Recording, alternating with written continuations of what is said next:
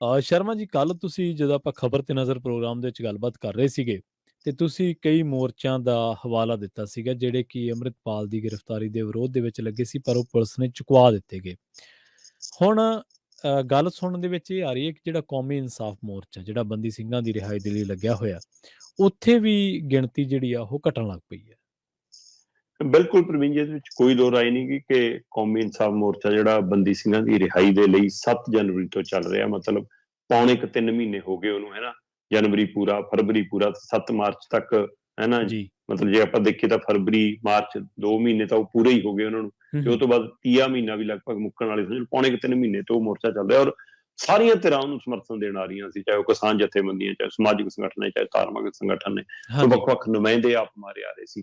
ਪਰ ਅੰਮ੍ਰਿਤਪਾਲ ਵਾਲਾ ਜਿਹੜਾ ਐਪੀਸੋਡ ਵਾਪਰਿਆ, ਉਹ ਤੋਂ ਬਾਅਦ ਇੱਥੋਂ ਹੀ ਇਸੇ ਕੌਮੀ ਇਨਸਾਫ ਮੋਰਚੇ ਚੋਂ ਨਿਹੰਗਾਂ ਦਾ ਇੱਕ ਜਥਾ ਉੱਠ ਕੇ ਜਾਂਦਾ ਸੁਹਾਣੇ ਗੁਰਦੁਆਰੇ ਮੂਹਰੇ, ਤੇ ਉੱਥੇ ਹੋਰ ਸੰਗਤ ਇਕੱਠੀ ਹੋਣ ਲੱਗਦੀ ਆ, ਤੇ ਉਹ ਸਾਰਾ ਇਕੱਤਰਤਾ ਉਧਰ ਨੂੰ ਹੁੰਦੀ ਆ, ਤੇ ਉੱਥੇ ਧੱਕਾ ਮੁੱਕੀ 3 ਦਿਨਾਂ ਬਾਅਦ ਪੁਲਿਸ ਜਿਵੇਂ ਖਾਲੀ ਕਰਾਉਂਦੀ ਹੈ 98 ਘੰਟਿਆਂ ਬਾਅਦ, ਉਹਦਾ ਅਸਰ ਹੁਣ ਕੌਮੀ ਇਨਸਾਫ ਮੋਰਚੇ ਤੇ ਨਜ਼ਰ ਆਉਣ ਲੱਗਿਆ। ਇੱਥੇ ਗਿਣਤੀ ਖਾਸੀ ਘਟ ਗਈ ਹੈ ਜੀ।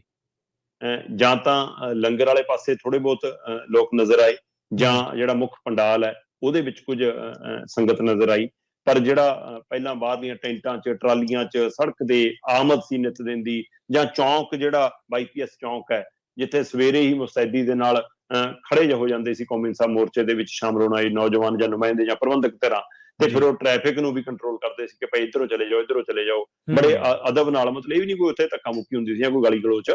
ਸੋ ਉਹ ਸਾਰੀ ਕਾਰਵਾਈ ਸੀ, ਪਰ ਉਹ ਸਾਰਾ ਕੁਝ ਹੁਣ ਉੱਥੇ ਠੰਡਾ ਹੋ ਗਿਆ।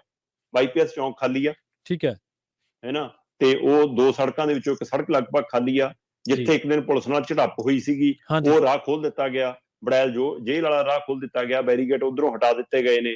ਸੋ ਇਹ ਕਾਫੀ ਅਸਰ ਉੱਥੇ ਨਜ਼ਰ ਆ ਰਿਹਾ।